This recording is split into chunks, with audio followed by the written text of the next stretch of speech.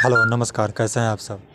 जी आज मैं आप लोग को एक बेहतरीन खबर के बारे में बताऊंगा जो युवा स्टार अरविंद अकेला कल्लू जी का है। कमाल का song, super duper hit song आने वाला है।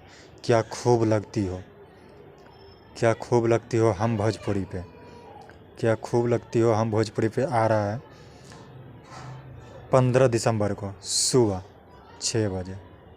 15 दिसंबर को सुबह 6 बजे इस गाने को अरविंद अकेला कल्लू जी ने गाया है, साथ में अंतरा सिंह प्रियंका। कमाल का सॉन्ग है, म्यूजिक आशीष वर्मा जी का है। कमाल का सॉन्ग है ये, तो आप लोग सुनना मत भूलिएगा। हम भोजपुरी पे क्या खूब लगती हो अरविंद अकेला कल्लू जी के, धूम मचा दीजिएगा। वीडियो अच्छा लगे तो लाइक कमेंट सब्सक्राइब ज़रूर कर देना। थैंक यू दोस्तों।